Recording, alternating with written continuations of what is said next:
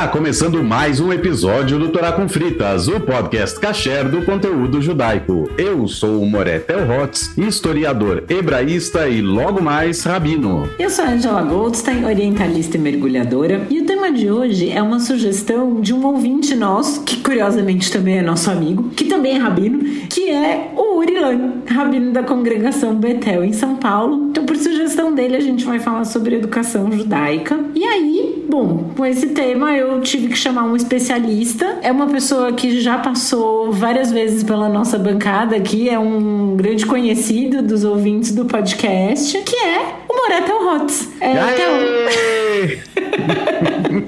Você pode se apresentar para os nossos ouvintes, por favor? Eu não sei quanto especialista, não entendi essa história de especialista, mas, enfim, posso ser especialista na medida em que fui professor em escola judaica, na medida em que atuei com educação judaica também na CIP por 10 anos, tanto educação de adolescentes, de jovens e de adultos, mas não é que eu seja especialista no sentido de, nossa, tenho uma pós-graduação nisso, fui diretor de escola, nada disso. É mais uma especialização que a gente tem decorrente da própria atuação da comunitária ligada, né, à educação, à experiência pessoal e à formação rabínica, né, que de alguma forma te coloca muito em contato com isso. Lembrando que eu estou assumindo também a coordenação rabínica, a mentoria rabínica do Departamento de Ensino da CIP. Então, eu não posso dizer que eu sou o grande especialista em educação judaica no Brasil, não é isso. Acho que a gente tem inúmeros grandes especialistas, mas tenho know-how no assunto e estou agora começando nessa nova fase da vida. Estou começando, além de trabalhar no púlpito e acompanhar a comunidade, enfim, conduzir serviços religiosos mais variados possíveis, também atuando junto ao Departamento de Ensino da Congregação Israelita Paulista. Eu acho que eu não preciso me apresentar muito além disso. Talvez eu possa aproveitar a oportunidade para explicar por que eu fico falando, e daqui a pouquinho, rabino, daqui a pouquinho, rabino, daqui a pouquinho, rabino.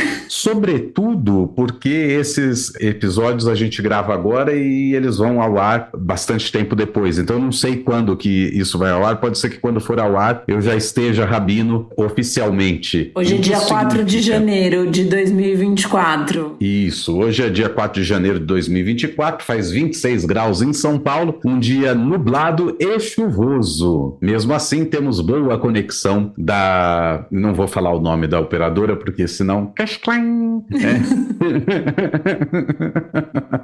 Mas enfim, por que isso? Porque eu terminei os estudos em junho de 2023, que é quando termina o segundo semestre no sistema de ensino em Israel, e em geral, os últimos 6 meses aí são de preparações de últimos trabalhos, últimas revisões. A gente se apresenta a um Beit Din, que é um tribunal rabínico, onde outros rabinos analisam nossos trabalhos finais como alunos, fazem perguntas, enfim, é um tribunal rabínico de aprovação. É como se fosse uma banca, não só sobre o nosso trabalho, mas sobre a nossa atuação. E em seguida tem o rito de ordenação. Eu não vou dizer que é semelhante à ordenação sacerdotal católica, mas a ideia é a mesma. Não é semelhante porque é totalmente diferente, mas a ideia é a mesma, né? Alguém de uma hierarquia superior ordena você como rabino e professor em Israel. Esse é o título, Rav Umoré Be'Israel, rabino e professor dentro do povo judeu. E o que acontece existia uma ordenação prevista para o dia 27 de dezembro. Éramos 7 alunos nessa turma, por questões ligadas à guerra e tudo mais, e por questões ligadas a atuações de diferentes estudantes no exterior, que é o meu caso e é o caso de um grande colega, Yuval, que mora em Viena, na Áustria, e é já por anos e anos o, entre aspas, rabino da comunidade, o rabino liberal da comunidade em Viena, e somente agora, né, recentemente, ele passou a estudar para o rabinato e tudo mais, e também por questões de outros alunos que não terminaram necessariamente todos os seus deveres. Não sei se assim é o jeito certo de falar, mas ainda tem coisas para entregar, e isso acontece, a gente é só ser humano. Então, por conta disso tudo, 3 alunos que estavam com tudo em ordem, estavam disponíveis em Israel, já trabalhando em Israel, não fazia fazia sentido não fazer essa ordenação, então eles acabaram passando pelo Beit Din e fazendo essa ordenação no final de dezembro de 2023, e quanto a nós que estamos em exterior ou ainda com algumas dívidas acadêmicas, vamos dizer assim,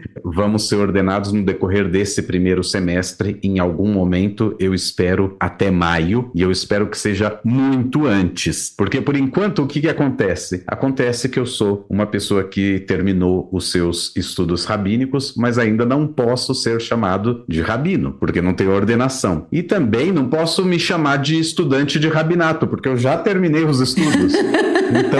Então eu tô no limbo. Então, de título, né? Exato, no limbo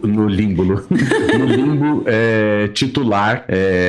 Então tá engraçado, porque as pessoas me chamam de Moretel, integrante do rabinato da CIP, né? É do corpo rabínico da CIP, mas ele é o Moretel, ele não é o rabino Tel. Ainda porque ordenado, ainda não posso, né? Ainda não ordenado rabino. Mas já isso daí vai acontecer. Essa apresentação foi muito mais longa do que a gente esperava, mas eu acho que fazia tempo que eu estava precisando dar essa explicação um pouquinho do porquê que eu tô falando desse jeito e não mais estudante de rabinato. Justíssimo. Bom, e tem tudo a ver, né? Já que a gente tá falando de educação judaica, falar sobre estudos de rabinato tá dentro do tema. Exatamente. Né? Então, a ideia é falar um pouco, que isso é um tema que eu acho que é muito interessante, a gente ainda não tinha abordado, mas é falar sobre escolas judaicas e educação judaica, principalmente para crianças e adolescentes. Aqui no Brasil, eu acho que a gente tem escolas judaicas em grandes centros, né? São Paulo, eu sei que tem mais de uma, Rio de Janeiro, Porto Alegre tem o Israelita, acho, né, que chama a escola. Tem. E agora eu acho que é meio que isso, né? Tem a Theodor Herzl em Belo Horizonte e tem também a escola em Recife, no Recife, né? Os pernambucanos de plantão vão me corrigir, no Recife, com toda a justiça. Lá também tem escola judaica, mas realmente são os grandes centros ali onde tem as maiores comunidades. No caso de Recife, a comunidade não é tão gigante, mas é suficiente para manter uma escola, assim como Belo Horizonte também não é uma das maiores comunidades do Brasil, mas é suficiente para se manter, obviamente, uma escola judaica operando de maneira regular. Uhum. Então, que daí a pergunta que eu ia te fazer, Théo, como...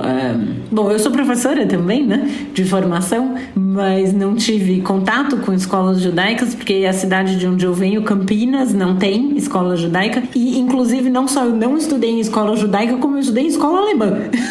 E tem muita gente, quando eu era criança, né, minha formação escolar foi numa escola alemã, e é engraçado porque às vezes algumas pessoas que são de fora da comunidade falam, mas você é judia da escola alemã? Sim, não tem nada que desabone. É super comum, inclusive, tem muitos judeus em São Paulo estudando em escolas alemãs, né? Exato. Mas assim, a principal pergunta que eu ia te fazer é, qual é a diferença de uma escola judaica para uma escola padrão de educação formal? O que faz com que uma escola seja judaica e não só uma escola padrão? Essa pergunta é uma pergunta ótima, na verdade, né? Porque a escola judaica, ela é uma escola como outra qualquer, né? Vamos pegar aí um exemplo de uma escola que infelizmente não existe mais, ela fundiu com outra escola, o Colégio Peretz, onde eu dei aula, funcionava exatamente como uma escola, sei lá, name it.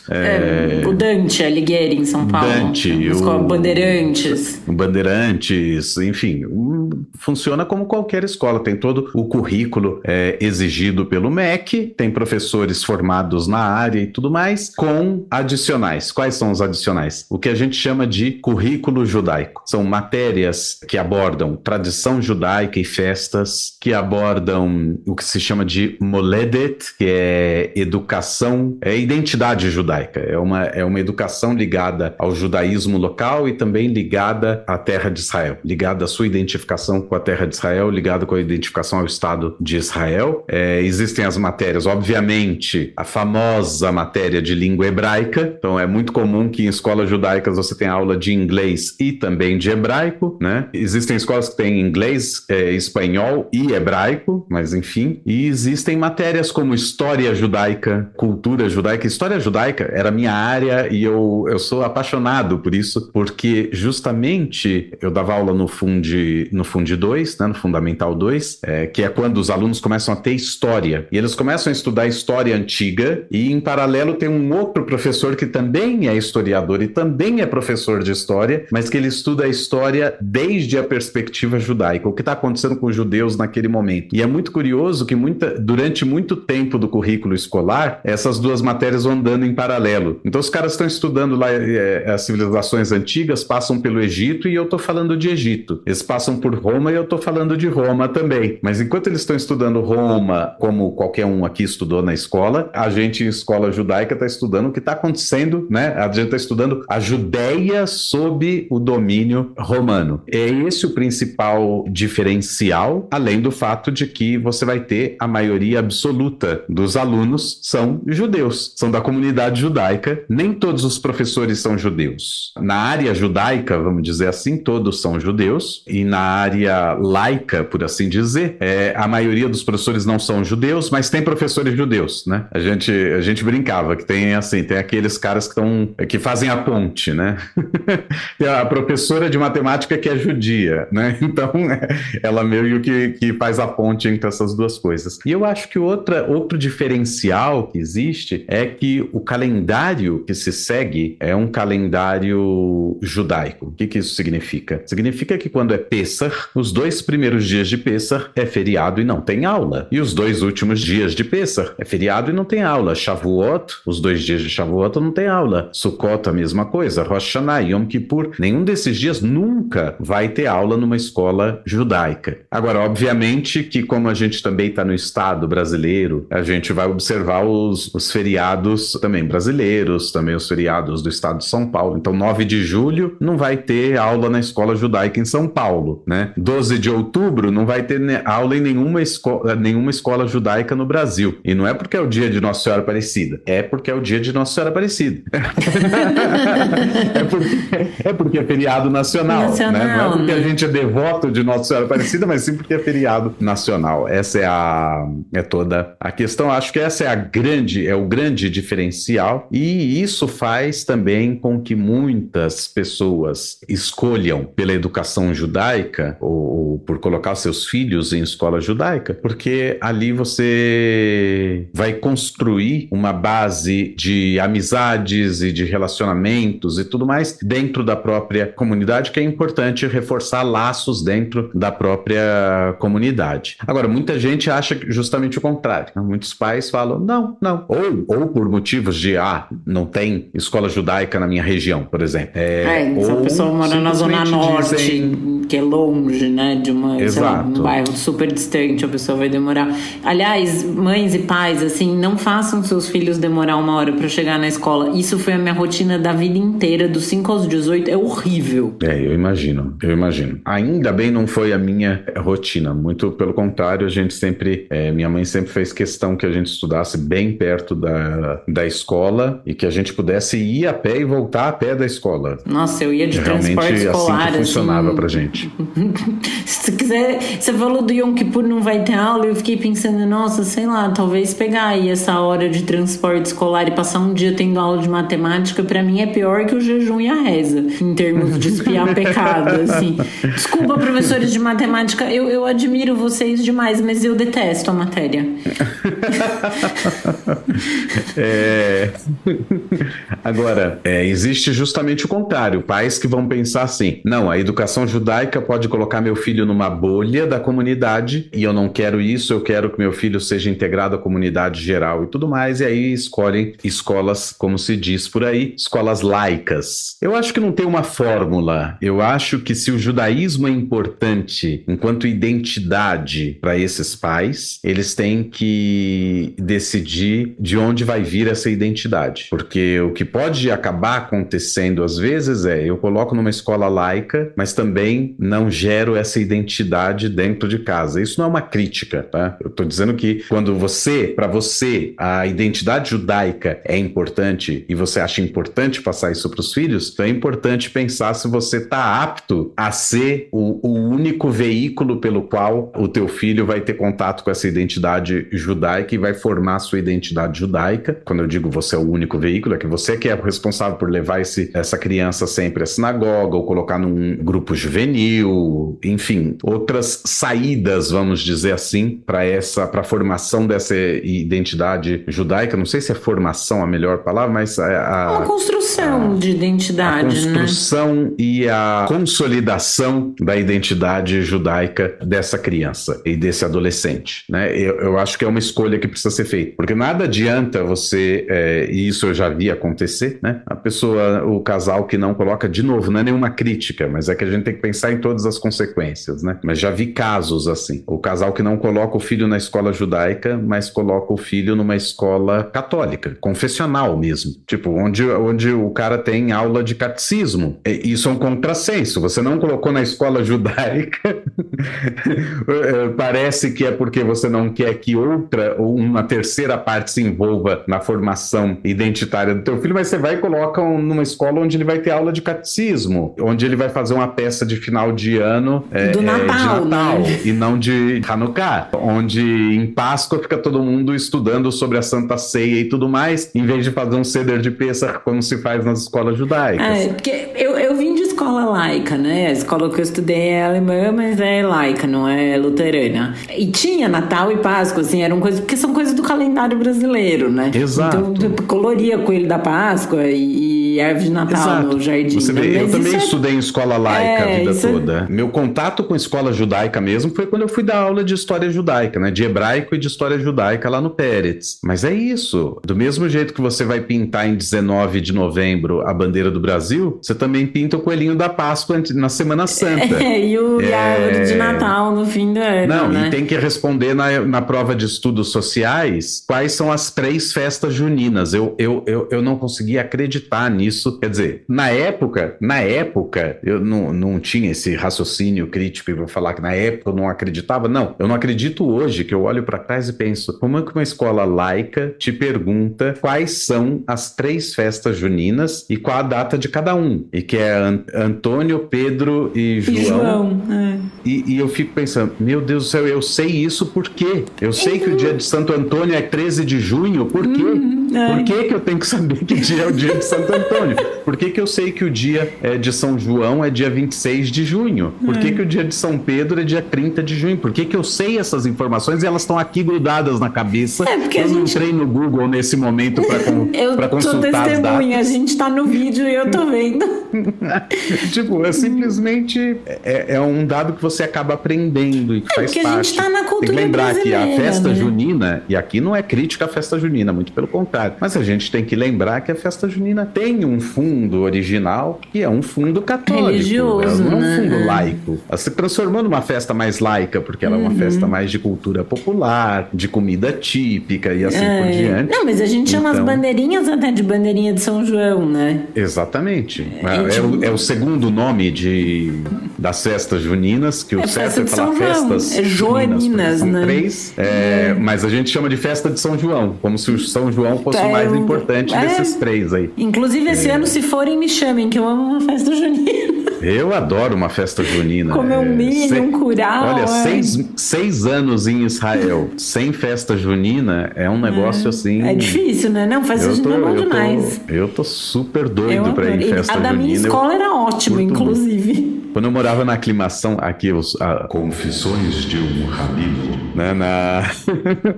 Eu morava na aclimação e tinha a paróquia lá, eu não lembro mais o nome da paróquia, mas era o lugar onde o bairro inteiro confluía num dia, em alguns finais de semana específicos do mês de junho, e aí, obviamente, eu ia pra lá, né? Eu fui com você. Você foi nessa festa também. A gente até concorreu uma viagem pra Disney, mas não ganhamos, Exato. Jogamos bingo, um monte de coisa. Então tem essas festas que são quermesses mesmo, que são ligadas à paróquia, tem essas que são ligadas à escola. Então, obviamente, numa festa, numa escola judaica, Não tem festa junina. Você vai ter que ir na festa junina da escola dos amigos. Né? Exatamente, a gente não tem nenhuma movimentação nesse sentido de vamos lá pegar prenda, né? Pedir prenda na comprar cartela pro bingo, né? Pedir cartela pro bingo. A gente faz outros eventos, tem eventos de bingo nas escolas, certeza. Mas em geral não tem nada a ver com festa junina nem nada, porque não faz parte do nosso calendário de jeito nenhum. E assim, a gente, né, você menciona isso, que tem aulas de língua hebraica, história judaica, enfim, isso acontece num horário inverso à grade padrão ou ela tá dentro da grade padrão da escola? Ela está dentro da grade padrão, em geral, ela não está fora, justamente para que o aluno entenda que aquilo é parte da vida dele. Aquilo não é uma coisa que ele faz à parte. Agora, tem outros métodos, outras estruturas. Por exemplo, na CIP, né, na Congregação Israelita Paulista, e em outras tantas comunidades, também na comunidade Shalom, acredito que também na Beitel, com certeza na Beitel, você também tem departamentos de ensino mais ligados à época do Bar e do Bat Mitzvah, mas não necessariamente. Tem comunidades que trabalham com atividades já desde crianças em idade pré-escolar, e esse ocorre no horário fora, né? Então, a criança está estudando, sei lá no Bandeirantes, como foi falado, e à tarde, depois da aula, ela vai para a comunidade onde ela vai aprender essas coisas, vai interagir com coleguinhas e tudo mais, e vai ter a sua formação também identitária e também a formação para Bar e Bat Mitzvah. Então, muitas vezes acontece isso. Isso é o que a gente chama de escola judaica, né, de ensino judaico para alunos de escola não judaica, né, de escola laica ou de escola, enfim, qual que seja a função. E aí a criança entra, né, para as meninas para Bat com 10 e os meninos para Bat com 11 e fazem por 2 anos. Aproximadamente, né? Isso. Aqui na CIP funciona mais ou menos isso, são 2 anos de estudo, mas aqui também na CIP nós temos cursos anteriores, né? O que a gente chama de Ktanim, que são para os pequenininhos. Tem Shabbat Eladim, que é um espaço para bem pequenininhos, tipo pré-escolar mesmo, e que é basicamente uma experiência de Shabbat e uma experiência de sinagoga e de reza, não exatamente a mesma reza que ocorre na sinagoga, mas uma experiência comunitária judaica para crianças enquanto os pais estão na sinagoga rezando. Porque se você for com a criança pequena, muitas vezes você não está na reza nem a criança e pronto. Então é uma forma de garantir que os pais possam ir à sinagoga. Os filhos também foram, então num outro espaço com monitores, professores preparados e tudo mais, que trabalham vários conteúdos, conteúdo da Parashá da semana, a própria experiência da reza judaica, com músicas em geral não é a reza propriamente dita, mas introdução de elementos dessa reza, abrir o Aron HaKodesh no final, desenvolve uma noção de ritualística, eu acho que isso é importante. Por mais liberal que seja uma sinagoga, ou mais flexível que seja em termos do rito, toda sinagoga, assim como toda tradição religiosa, tem seu senta e levanta, tem seu começo, meio e fim. No caso do judaísmo, tem um momento de ficar muito em silêncio, que é a hora da oração silenciosa. Então, tudo isso você já vai trabalhando com a criança, que existe um momento que a gente conversa, existe um momento que a gente canta, existe um momento que a gente fica quietinho, existe um momento, enfim, né, que a gente se congratula, existe um momento que a gente abre o Aron HaKodesh, e existe um momento que a gente pega halá, né, o pãozinho trançado, pega o suquinho de uva e faz o kiddush. Então, tudo isso vai dando para a criança uma identidade e também vai formando nela uma experiência ligada à prática judaica. E quando ela tiver idade para ficar com os pais na sinagoga, aquilo não vai ser um negócio totalmente desconhecido. Vai ser diferente da experiência que ela tinha antes, mas não vai ser uma coisa que nossa, insuportável estar aqui dentro, ou qualquer coisa do gênero. Ela entende, nesse momento de ficar quieto é o momento de ficar quieto, porque é assim que funciona uma tradição, na tradição judaica, né? Isso é bem legal, assim, para criança principalmente, né, de ter um lugar que ela pode ir, que vão fazer as coisas para ela, assim, porque, nossa, minha experiência de crianças em eventos religiosos, assim, que coisa chata, né, ficar ouvindo. Claro, a criança quer correr, gente. Criança quer correr, quer brincar e gritar. Exato, criança... E se ela puder correr gritando, gritando, ela tá, tipo, no céu. Exato, exatamente. Então, você isso, realmente né? manter uma criança dentro da sinagoga, É muito você vai chato pra conseguir criança. fazer isso se você conseguir construir nela essa identidade. Tem pais que optam por levar a criança mesmo na sinagoga e não deixar no Shabbat Eladim. Tá sempre com a criança no colo, fala para fazer silêncio na hora de fazer silêncio e assim por diante. A criança vai ganhando Esse know-how, assim, né? Tipo, esse know-how de como é estar dentro da sinagoga. Da sinagoga. Mas, enfim. E aí, nessa escola, nesse ensino à tarde, né, que você disse, na CIP é a escola Laffer, né, que é da preparação e tal, e o Ktanim tem também. E isso vai ter mais ou menos as mesmas matérias que eles têm, por exemplo, na escola judaica. Temos de história do povo, história da religião. Exato. Né? Vai mudar, eu acho que de comunidade para comunidade. Talvez as metodologias mudem. Talvez não seja uma aula necessariamente frontal como na escola, porque o próprio espaço da escola não formal, ele é diferente, porque é um ensino não formal. Mas, basicamente, o objetivo é esse, é que a pessoa tenha contato com história judaica, tenha contato com a cultura judaica, tenha contato com a tradição judaica e com elementos das festas da religião judaica e aprenda o máximo possível sobre o judaísmo e também o máximo possível sobre como fazer o judaísmo, né? Eu brinco que sempre... Brinco não, eu lembro de um texto que eu li há muito tempo, de um rabino que dizia que Jew, era um texto em inglês, Jew não é um substantivo, é um verbo, né? Judeu não é um substantivo, é to Jew, porque o judaísmo, ele é uma tradição da praxis. É claro que ele também é da crença, é claro que ele também é da espiritualidade, mas existe muito o fazer. Então não é só, eu sei que é Shabat, então tá bom, então eu descanso, então tá bom. Não, existe uma forma de marcar como o Shabat começa, de como o Shabat termina. Existe um ritual antes de se iniciar a refeição principal do Shabat. Existe o Kiddush. Então, a criança vai aprender a lidar também com essas coisas. Ela vai aprender as principais brachot, né, as principais bênçãos, rezas ligadas ao dia a dia judaico. Vai aprender também a tefilá, a liturgia judaica para conduzir a sua cerimônia no dia do Bar e do Bat Mitzvah. Enfim, além de aprender a ler na Torá, aprender a ler em hebraico, isso às vezes com mais sucesso, às vezes com menos sucesso, nos mais diferentes casos, seja nas escolas não formais dentro das comunidades, sejam nas escolas judaicas. Inclusive, atualmente tem escola judaica em São Paulo, por exemplo, baixando a carga horária de hebraico, porque não entendem que manter a mesma carga melhora o conhecimento de hebraico. Eu tenho um pouco de arrepio. Mas... eu como professora de língua discordo, mas ok. Mas também surge como uma demanda da própria comunidade escolar, e a gente tem que levar essas coisas também em consideração, e a escola precisa ter muito claro o que ela visualiza para o aluno dela, né? E agora, falando disso do hebraico, Alu, eu não sei, aquele programa Mythbusters tinha uma música? Se tiver, coloca a abertura. A gente vai fazer um momento Mythbusters aqui, que eu conversei com o Theo sobre isso outro dia, que assim, queridos ouvintes adolescentes, sabemos que nós temos alguns. Quando eu estudava na escola alemã, tinha um mito que, se eu reprovar só em alemão na escola e eu for para outra escola, a outra escola me passa de ano porque não tem alemão nessa escola. E o mesmo raciocínio vale para o hebraico.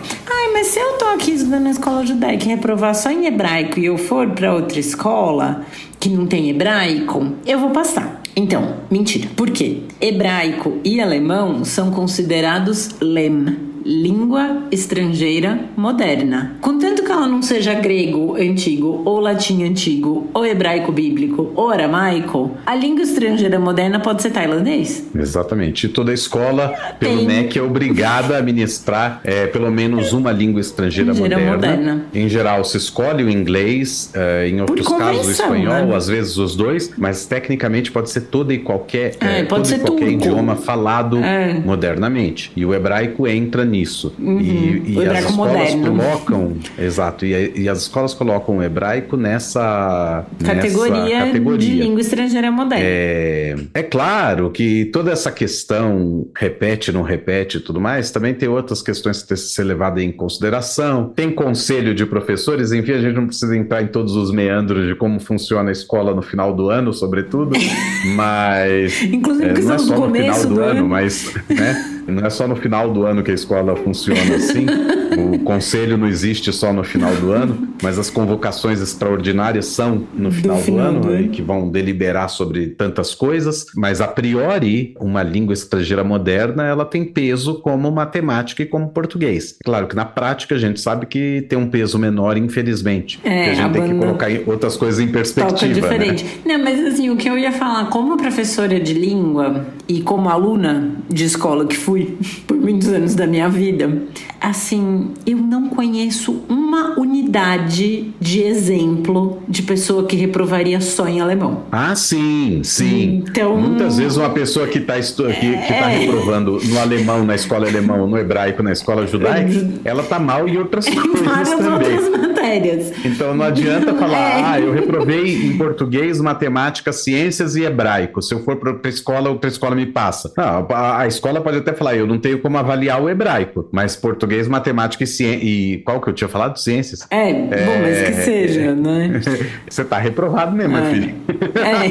E assim, não, eu juro, eu não consigo citar uma pessoa que eu tenha conhecido, tanto como aluna quanto como professora, que conseguisse reprovar só em língua estrangeira moderna. Eu diria que é um feito a pessoa conseguir isso. Mas, enfim, eu só queria desbancar esse mito aqui, porque eu acho que ele é relevante, porque isso é uma coisa que mas é que eu ouvia isso lá na escola onde eu estudava. Tipo, se eu reprovar só em alemão, minha mãe me tira daqui e me põe em outra escola. Eu falava, mas amado, se reprovar não vai ser só em alemão. Exato. Alemão pode até ser uma língua difícil, mas assim, não é pra tanto. Exatamente. E aí, falando, né, a gente mencionou essa questão da escola judaica, né, esse ensino judaico para quem vem de escola não judaica, que pode ser feito no período fora do horário padrão de aula. A gente falou de cidades grandes como Rio, São Paulo, Belo Horizonte, enfim, que tem centros judaicos, comunidades judaicas grandes,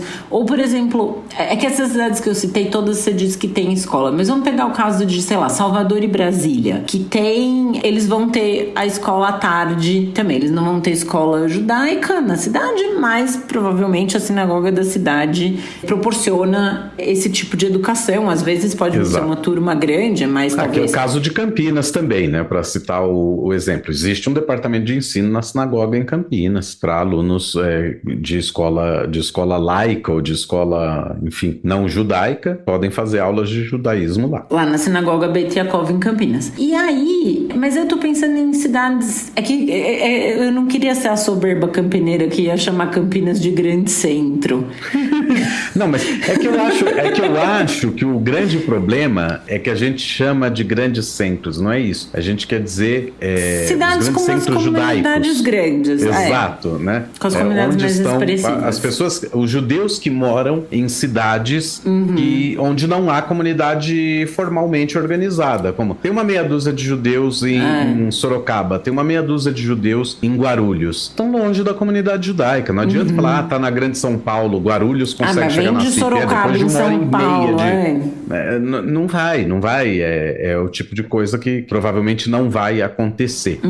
Então, pensando nessas cidades, vamos pegar então Guarulhos e Sorocaba como exemplos, né? Ou cidades mais distantes, sei lá, uma cidade do Mato Grosso do Sul, né? Que tá longe, bem longe física. Porque Sorocaba, São Paulo, você ainda tem a chance de pegar o carro e vir, né? Mas de Sinop a São Paulo, de Cuiabá a São Paulo, você não vem de carro rapidinho, né? Como que essas pessoas podem fazer? Se tem uma comunidade pequena lá, mas você não tem um departamento de educação, talvez não tenha nenhuma sinagoga, né? Você não vai ter um departamento de educação. Como que pode funcionar para essas pessoas que queiram educar os filhos? A verdade é que tudo mudou com a pandemia. Antes, o que era um regime de exceção, meio que agora é prática usual nas comunidades. mas muito antes da pandemia existir, eu mesmo dei aulas por Skype, não era Zoom. Eu já conhecia o Zoom, mas a maioria das pessoas conhecia o Skype, então eu dava aula por Skype. Eu tive alunos de Bar Mitzvah, eu tive um aluno de Florianópolis e a gente se encontrou exclusivamente pelo Skype e ele aprendeu hebraico pelo Skype, ele aprendeu as rezas pelo Skype, ele aprendeu sobre história judaica, tudo à distância. A gente se encontrou na semana anterior, alguns dias anteriormente ao Bar Mitzvah, pra gente treinar um pouco no rolo da Torá mesmo, e ele conheceu o espaço sinagogal, se apropriar desse espaço que ia ser dele também e fazer a cerimônia aqui em São Paulo. Aliás, não, uma correção, uma errata.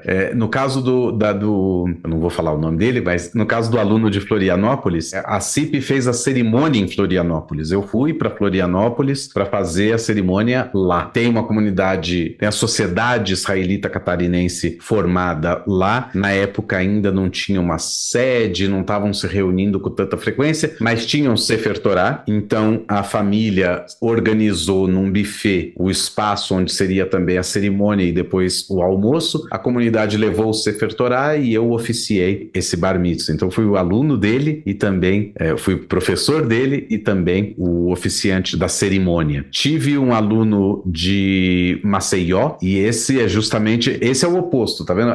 Em Florianópolis tinha uma comunidade pequena, mais ou menos organizada, mas que não tinha uma regularidade. Hoje tem uma regularidade maior. E Maceió é justamente o oposto. Tinha 2 ou 3 judeus, 2 ou 3 famílias judias em Maceió. Muitas vezes estão lá a trabalho e a família é construída lá. Então esse garoto, hoje ele mora em Israel, é muito curioso. A família toda até fez aliá e mora em Israel. Mas ele estudou também tudo pelo Skype, era super interessado e ele ia fazer um Bar Mitzvah em Rosh Chodesh, começo do mês, e ele era uma esponjinha, ele sugava tudo assim que ele podia, ele aprendia, era uma coisa. E aí faltavam semanas, faltava mais de um mês pro Bar Mitzvah, não tinha mais o que ensinar de novidade pro menino. A gente conversava sobre um monte de coisa, mas não tinha nenhuma outra novidade, e ao mesmo tempo eu não queria que o hebraico enferrujasse, mas eu não queria só ficar repetindo a mesma reza e a mesma liturgia, porque daqui a pouco ele não tá lendo em hebraico, ele só tá repetindo de memória. Então tinha que ter alguma coisa nova. E aí eu pensei, puxa, Rosh Chodesh tem também Hallel em Rosh Chodesh, né? Uma coletânea de salmos específicos para o início do mês judaico. Então eu propus para ele se ele não queria aprender o Hallel. E o nosso Hazan aqui gravou os salmos correspondentes com a melodia específica, e aí ele foi aprendendo, foi lendo os salmos, foi entendendo os salmos, aprendeu o Hallel. Ele conduziu tudo, ele conduziu a cerimônia dele inteirinha, sem faltar absolutamente nada. E depois de alguns anos, ele resolveu fazer aliá. Na verdade, ele foi estudar o colegial, e depois a família ele resolveu fazer aliá, e a família inteira falou, tá, também, vamos todo mundo. E se mudou todo mundo por Israel, para Israel, meio que por um desejo dele, né? Que foi plantado e floriu ali na época do Bar Mitzvah. Agora, isso era uma coisa muito mais rara.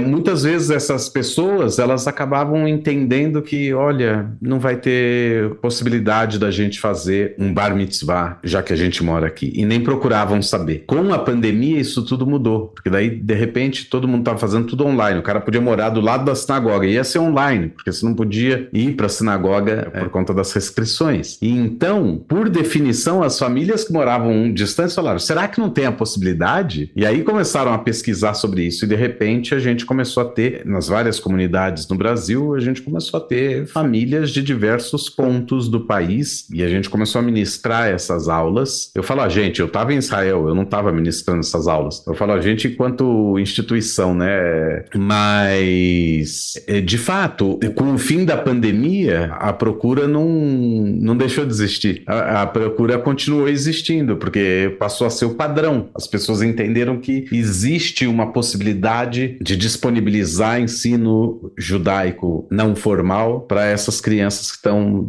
distantes dos grandes centros judaicos. Vou repetir isso de novo, porque não é necessariamente um grande centro. A gente tem uma comunidade judaica organizada em Macapá, e Macapá não é um grande centro, é a capital do Amapá, obviamente, a gente tem consciência disso. disso. Mas é assim, não é uma comunidade gigantesca, mas é uma comunidade organizada. Então, ali é um grande centro judaico, porque tem uma referência judaica acontecendo. Então, acho que esse que é a forma que a gente deve se referir. Então, as pessoas que estão distantes dos grandes centros judaicos acabam tendo essa referência e essa possibilidade também de estudos. Isso é relativamente novo pra gente, que antes era uma exceção, acontecia. Durante muito tempo eu fui o único professor que dava essa aula à distância, não porque, ele sabe mais, não, eu tinha o know-how que eu dava aula à distância de hebraico e apareceu o primeiro contato e a coordenadora na época perguntou, você teria interesse? Eu falei, olha, interesse eu tenho, mas eu geralmente alfabetizo adultos, dou aula de hebraico para adultos, o adulto está interessado em hebraico. Um adolescente que não necessariamente está interessado em ter aula, eu não sei se vai ser um sucesso, mas estou interessado em tentar. E a verdade é que tem muito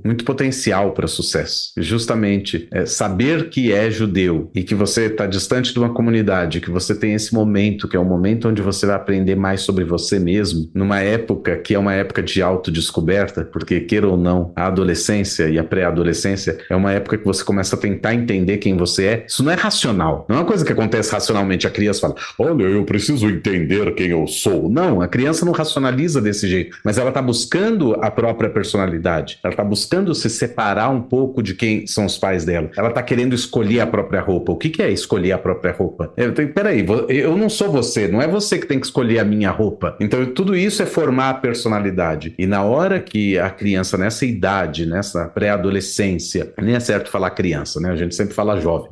Mas a criança nessa pré-adolescência, nessa adolescência, que ela está formando a sua identidade, é apresentado para ela de uma maneira natural, que aquela também é a identidade dela, tem uma taxa de sucesso muito, muito maior do que a gente possa imaginar. Isso não significa que todo bar mitzvah e todo bat mitzvah é um case de sucesso. Não, tem gente que não consegue se conectar, faz por fazer, tem gente que desiste e fala, eu não vou fazer, muito obrigado, mas tem gente que se conecta com todo o processo e tudo mais, mas fala, mas eu não quero uma cerimônia. Eu acho que a cerimônia não é irrelevante para mim. O que eu queria, eu consegui, e o que eu queria, eu trouxe para mim. Então também é uma outra possibilidade. Eu, pessoalmente, eu acho que a cerimônia traz uma... Mas que eu sou, né, como se diz em sociologia, eu sou homo-religiosos mesmo. Eu sou, né, o ser humano é um ser humano religioso, eu acredito nisso, que o ser humano é um ser humano, é um ser que necessita de ritualísticas. Prova disso é que você tem um casamento civil, que tecnicamente é só um dado processual jurídico, mas o juiz de paz sempre fala umas palavras bonitas sobre amor, sobre união e companheirismo.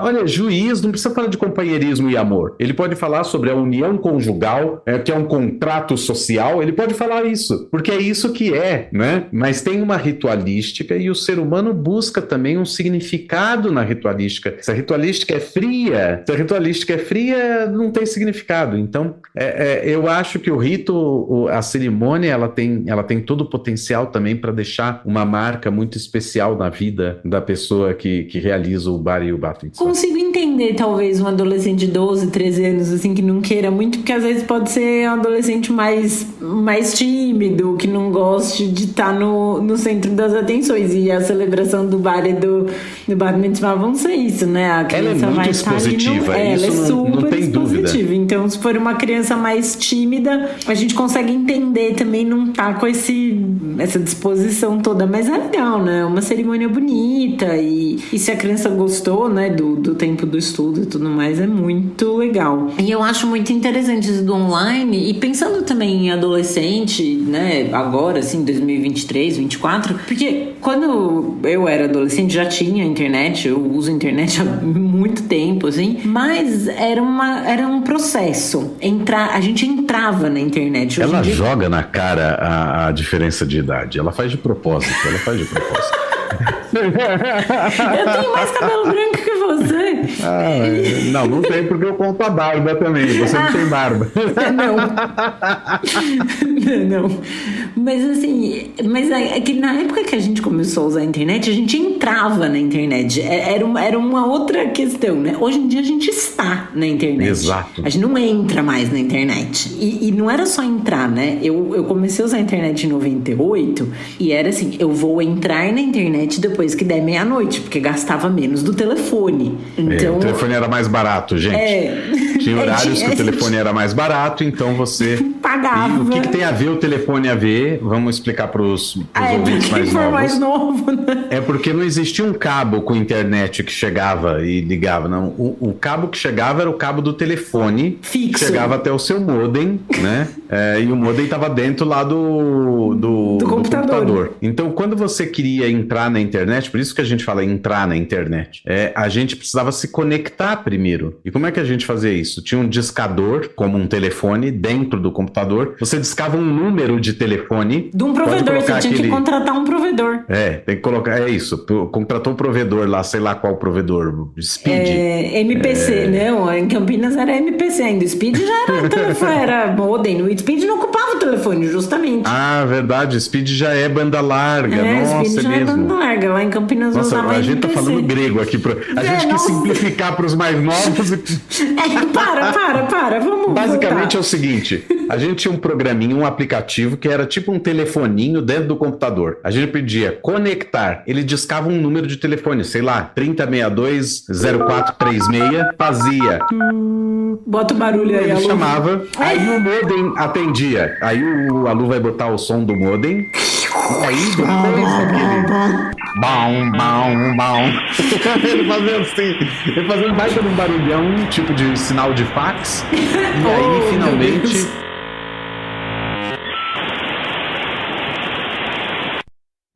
Eu falei que ela joga na cara a idade, mas eu falei sinal de fax.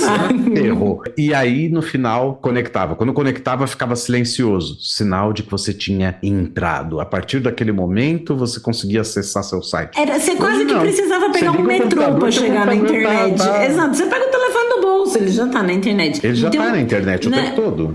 Mas é isso que eu tô pensando, assim, na nossa época de adolescente, a gente até entrava na internet. Mas era isso, entrar na internet era uma questão, né? Demorava, não era o tempo inteiro. De uns tempos pra cá, que a gente já está na internet, eu acho que pra quem é adolescente, às vezes pode se sentir até mais à vontade fazendo aula online do que presencial. Era isso que eu tava pensando, assim, da questão de porque já tá mais ambientado. Eu como adulta, às vezes acho um pouco esquisito.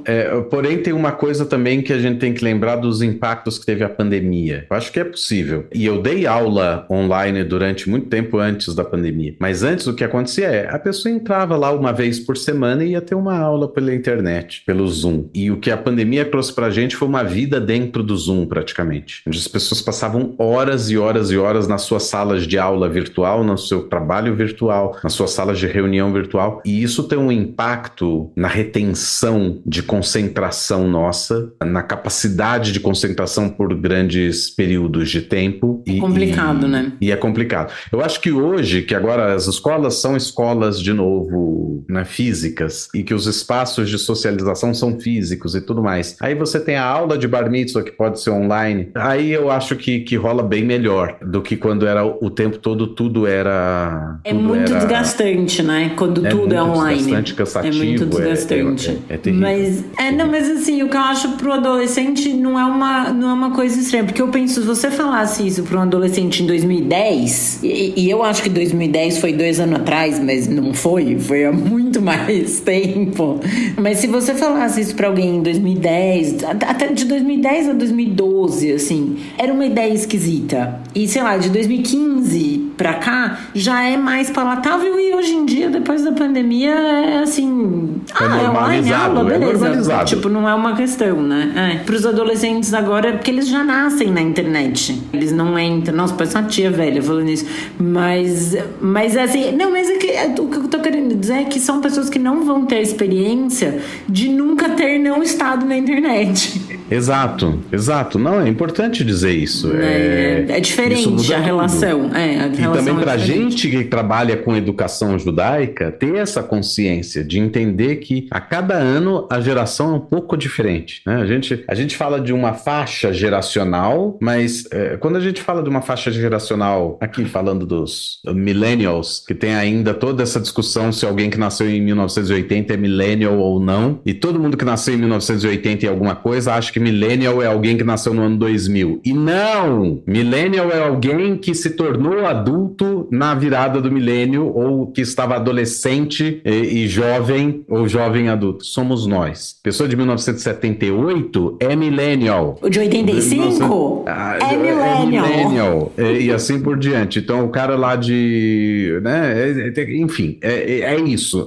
A pessoa estava até entre adolescência ou infância, né? Infância tardia até idade adulta, aquilo é uma faixa geracional. Mas é óbvio que alguém que nasceu em 80 e alguém que nasceu em 90 tem experiências da sua própria infância que são completamente diferentes. E cada ano isso está mais rápido. E a pessoa que nasceu em 2010 e a pessoa que nasceu em 2015 são duas pessoas completamente diferentes e que vivenciaram também a pandemia e também outras revoluções tecnológicas de maneira completamente diferentes. Então a gente tem que ter isso em mente também quando a gente formula os nossos programas, quando a gente pensa os nossos programas de ensino e assim por diante. Isso faz muita diferença. Super interessante. Né? E, bom, acho que temos mais alguma coisa para pensar de educação judaica? Estou tentando puxar aqui pela minha cabeça. Não, tem também educação e educação não formal judaica,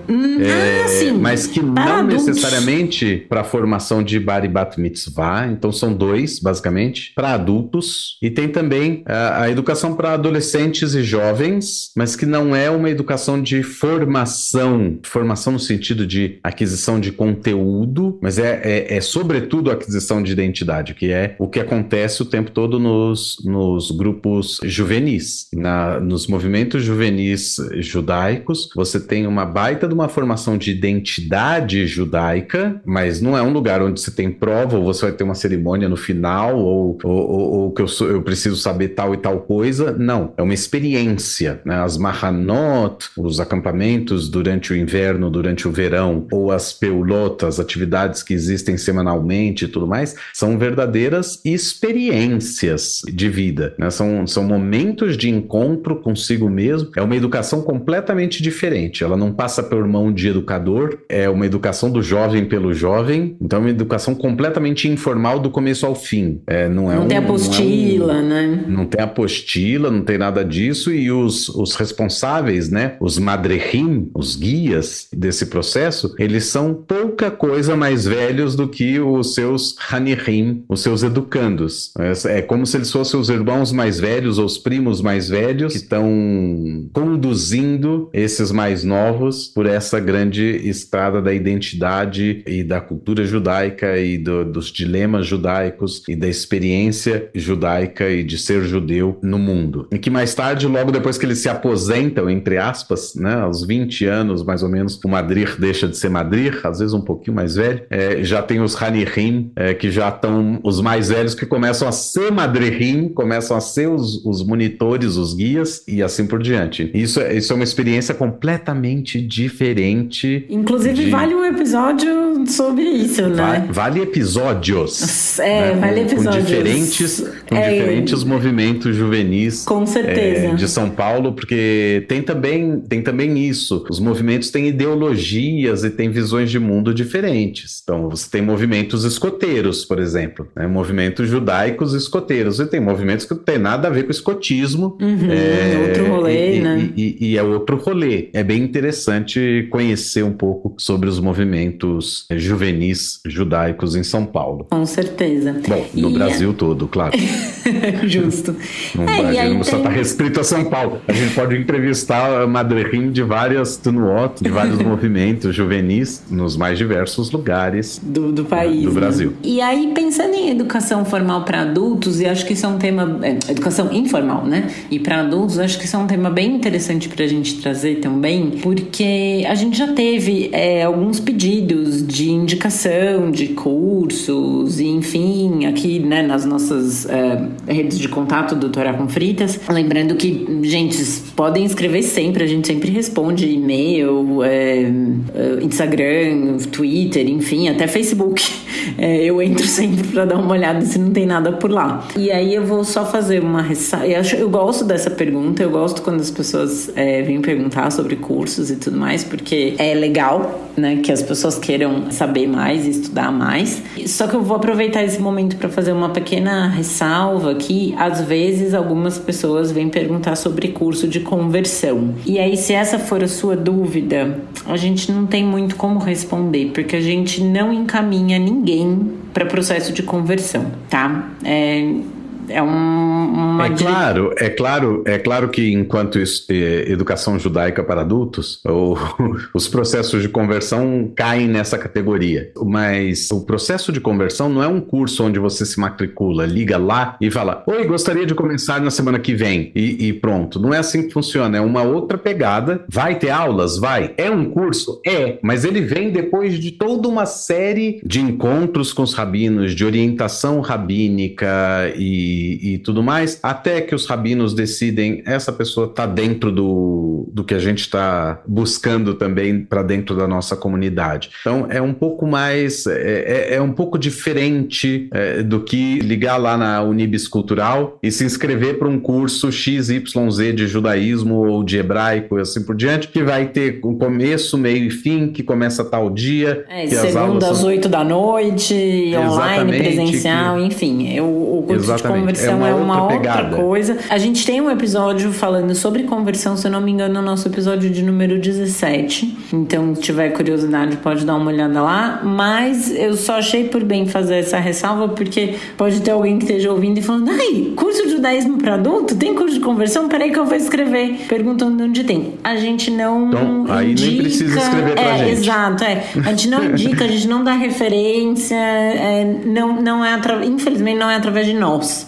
O processo de conversão, de busca, é uma coisa individual. É seu com a comunidade com a qual você quer se conectar. Exatamente. E como a gente disse lá no episódio de conversão, que vale a pena ouvir pela primeira vez ou ouvir de novo, depende do caso, depende do ouvinte. É um processo que a busca deve ser sua e que deve ser direto na comunidade mais perto de você, uma comunidade onde você possa realmente conseguir se conectar e se integrar. E a gente está em São Paulo, totalmente. Então também, assim, a gente está em São Paulo, não adianta você escrever pra gente de outro estado, ou às vezes até de São Paulo mesmo, do estado, mas de uma cidade muito distante, Rio Preto, por exemplo, que seja, né? Tô pegando Rio Preto só pelo exemplo de seu Marília, como é Araçatuba, né? Lugares distantes. A gente não tem como fazer essa ponte. E mesmo de São Paulo para São Paulo, não é só uma questão de distâncias em quilômetros.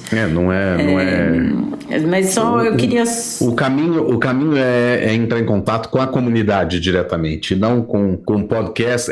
E isso não é uma política do Torá com Fritas. É assim, escrever para o IB não vai adiantar. Escrever para qualquer página de conteúdos judaicos e tudo mais, o Pergunte para Morar, não é o endereço. Não é o endereço. O endereço para falar sobre conversão é um rabino que esteja ligado a uma instituição, conversar com a instituição. Iniciar a conversa com a instituição, e a instituição e o rabinato de cada instituição vai encaminhar conforme aquele rabinato entende que o processo deve ser encaminhado. Né? Exato. E, bom, então isso posto, o adendo ficou longo, mas ele merece essa explicação. Quando a gente fala de cursos para adultos, aí tem uma gama grande de lugares e de cursos muito legais para serem feitos em instituições judaicas sérias, bacanas, assim, lugares de fato sérios, e não necessariamente, também a gente é da época que entrava na internet via modem. Nessa época as pessoas às vezes tinham desconfiança do que se encontrava online. Isso tá na internet, então acho que não é confiável. Não, tem milhares de cursos super confiáveis na internet. A questão é você ver a qual instituição esse curso está vinculado. Se for talvez um curso sozinho, de uma pessoa independente que você não conheça bem, veja se é o caso de gastar o seu rico dinheirinho. A gente vai indicar aqui alguns lugares que a gente confia e gosta. Acho que o primeiro lugar que a gente pode falar, e aí falando de cursos online, né, que a grande maioria está online, é a Academia Judaica, que hoje em dia funciona dentro da CIP, da Congregação Israelita Paulista, mas ela não é... Através da comunidade judaica, através da Academia Judaica, você também não chega no rabinato da CIP para conversão, né? Só fazendo mais esse... Exato. Você pode até ter aulas, eventualmente, com um dos rabinos, ou com os 2 rabinos, ou com 3 rabinos, mas não necessariamente isso significa que, porque eu estudei na Academia Judaica, eu já tenho a minha porta está aberta para conversão. Não, esse caminho da conversão é um caminho muito pessoal e que deve ser construído nessa relação com o rabinato de cada instituição. É importante também, a gente já falou isso lá no episódio, mas é importante não sair batendo na porta de todas as instituições de uma vez e quando receber um não de uma instituição, desistir. Não, simplesmente aquela instituição. Foi ali que eu acho que eu tô me conectando, é ali que eu vou tentar. Eu vou tentar algumas vezes. Não é no primeiro não que você vai desistir, né?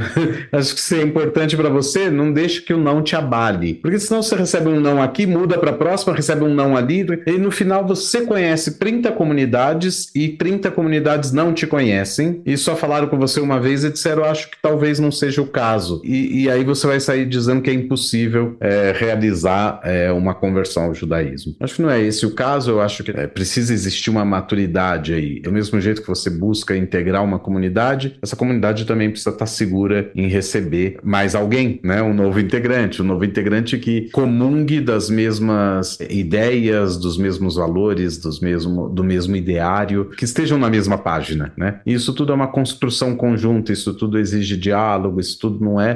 Por isso que a gente diz, não é um curso que você faz que te ensina a ser judeu. Não, o curso, ele vem depois e ele é para instrução mesmo. O que é, o que não é, o que faz, o que não faz e assim por diante. É curso de conteúdo. Mas o teu caminho dentro do judaísmo, ele começa um pouco antes. E é imprescindível fazer isso do jeito mais correto. É muito comum que os rabinos vão indicar livros, e vão indicar livros, tá? Eu falei no plural mesmo. Vou indicar 4, 5 livros, e depois que você leu isso, vou indicar outros tantos. E não significa que ele está tentando te enrolar, significa que ele está querendo ter, não que ele está querendo ter, ele está querendo que você tenha consciência plena se esse é o caminho que você quer. E ao mesmo tempo ele está te conhecendo cada vez mais para saber justamente se aquele lugar é o lugar que tem a condição de te absorver da melhor forma, ou se de repente você combina melhor com outro lugar e o rabino te encaminha para um outro lugar. Isso é muito comum de acontecer e é muito importante que, se o desejo é por conversão, que ele seja feito da maneira correta. Mas é isso. A Academia Judaica tem inúmeros cursos nos mais diversos assuntos e temáticas judaicas, não necessariamente versam só sobre religião, nem ou só sobre história ou só sobre cultura. Existe uma gama gigantesca de diferentes cursos, de diferentes temas que podem ser ministrados e que são ministrados sempre na Academia Judaica. Mais detalhes na academiajudaica.com.br.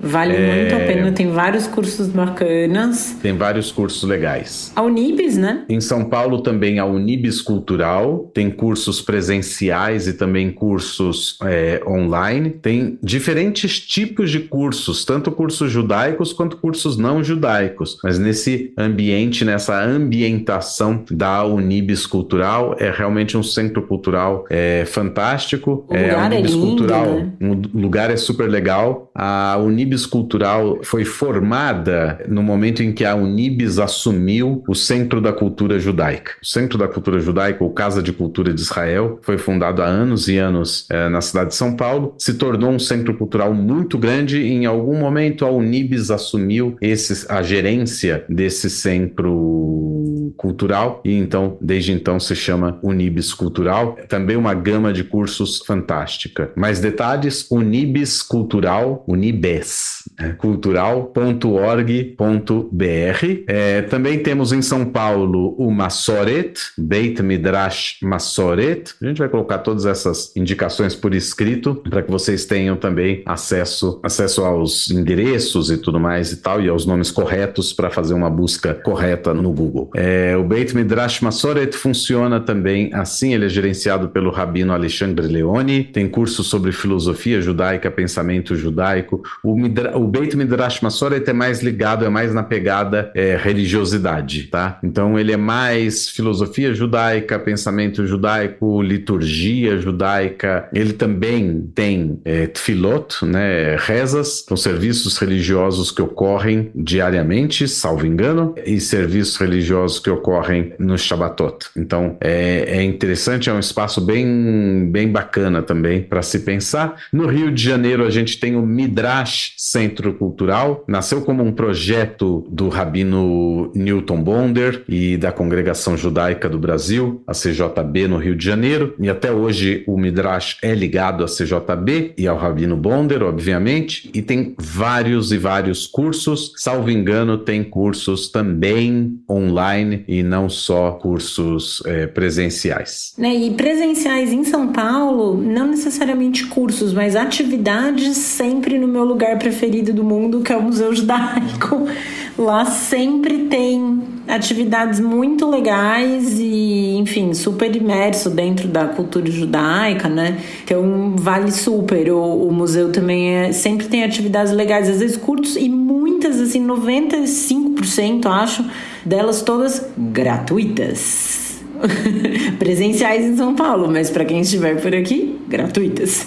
Então vale super procurar. No museu sempre tem coisas muito legais.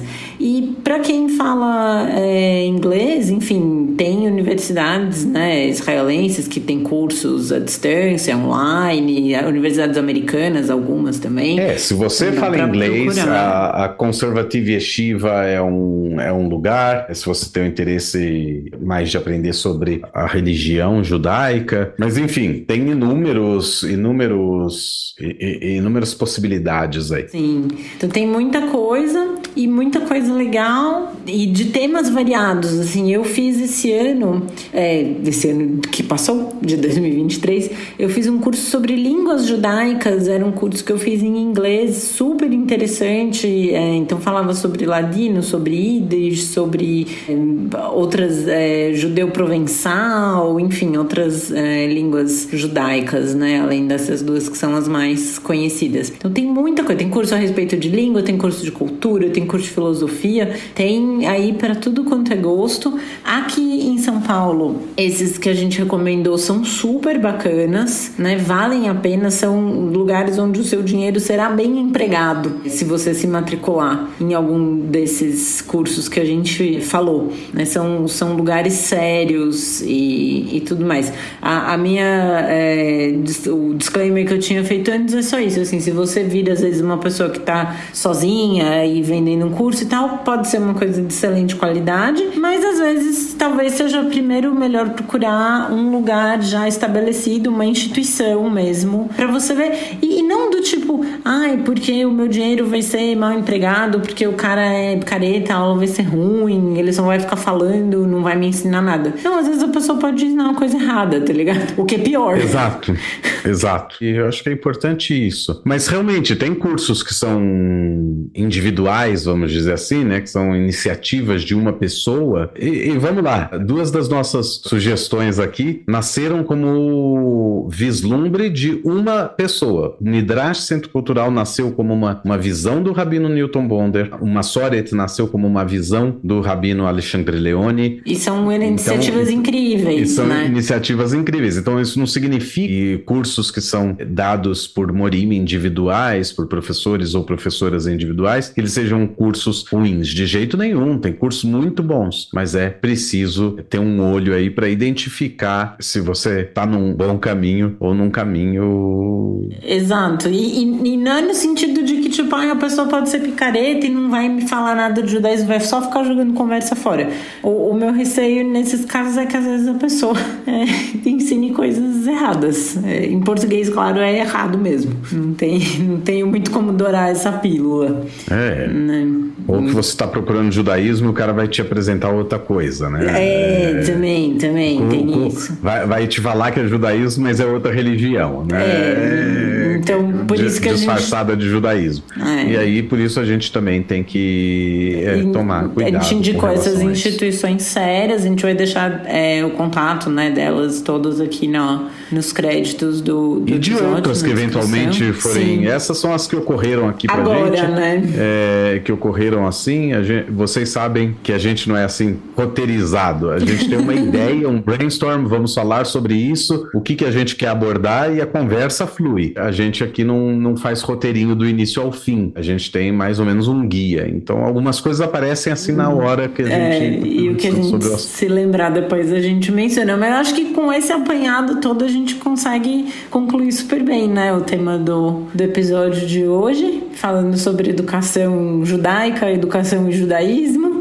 Lembrando que já que a gente está pensando em ensino e educação judaica, é uma das grandes mitzvot, né? O estudo da Torá, o Talmud Torá, é considerado a mitzvah que se equivale a todas as outras. E existe muita interpretação sobre o que significa isso, né? O que significa falar que Talmud Torá, o estudo da Torá, o estudo do judaísmo, equivale a todas as outras mitzvot. É pelo mérito do estudo da Torá, é porque o estudo da Torá te leva ao cumprimento de outras mitzvot, à incorporação de outras mitzvot na tua vida, enfim, ou é porque ele tem um valor intrínseco que é imensurável e o que ele quer dizer é tão grande esse tesouro que ele equivale a todo o tesouro que a gente tem, né? Eu acho que essa também é uma forma de enxergar o que significa essa frase. Mas não só isso, todo dia de manhã, a gente pede a Deus, Ten belibeinu lehavin, dê ao nosso coração a capacidade de entender e de discernir, de escutar, de aprender e ensinar. E aprender e ensinar vem seguidamente um do outro, né? Para o judaísmo é isso. Quando você aprende algo, esse algo não pode ficar preso em você. Ele virou um tesouro que chegou na sua mão e o teu dever é partilhar esse tesouro com outra pessoa. Então, o estudo e o aprendizado e o ensino, eles são parte integral da vida judaica. É parte integral da vida judaica mesmo. Voltando lá ao rabino que dizia que to do é um verbo, parte do to do, do judaizar, vamos dizer assim,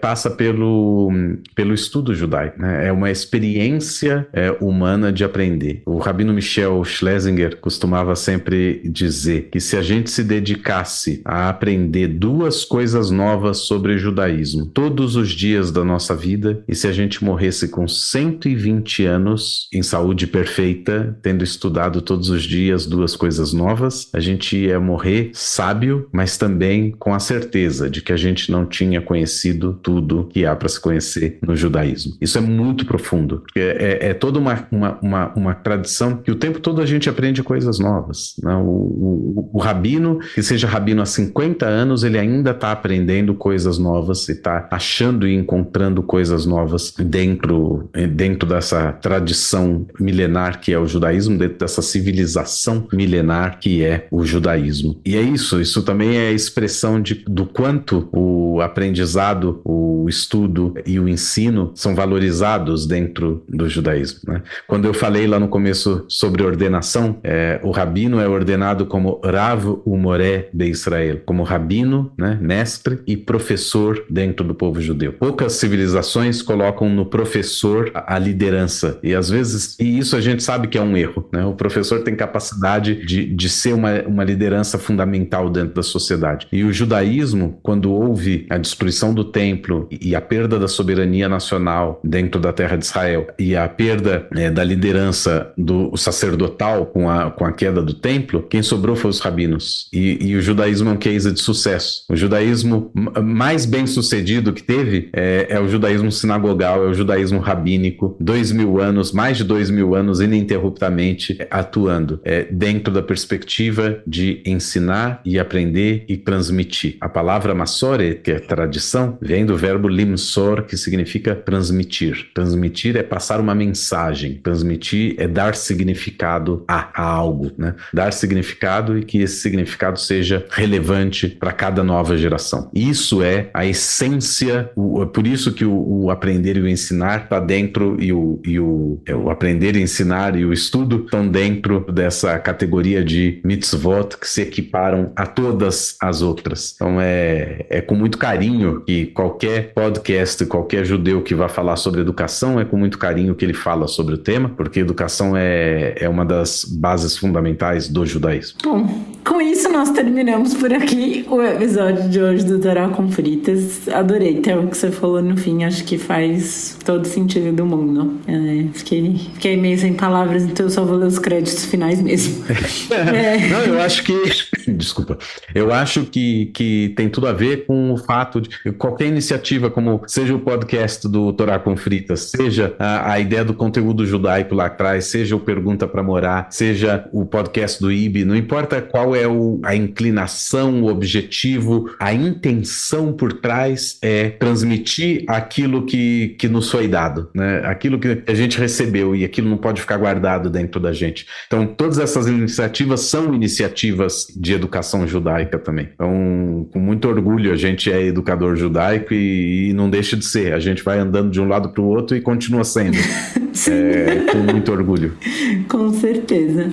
Então, lembrando que vocês podem entrar em contato com a gente através do nosso e-mail, que é toracomfritas@gmail.com, também no Instagram, @toracomfritas, também no Twitter, Torá com Fritas, e no TikTok, Torá com Fritas. Para não perder nenhum episódio, é só assinar o nosso feed no seu tocador de podcasts preferidos. O Torá com Fritas é feito pela Angela Goldstein e pelo Theo Hotz, que são os idealizadores e apresentadores do podcast. O Alu é o nosso editor de som e o intérprete da nossa música de abertura. Para entrar em contato com ele, é só procurar no Insta pelo @aludesempre ou @aluprodu, e a nossa identidade visual é da Maia Batalha. Muito obrigada a todo mundo que ficou com a gente até agora. Muito obrigado e até a próxima!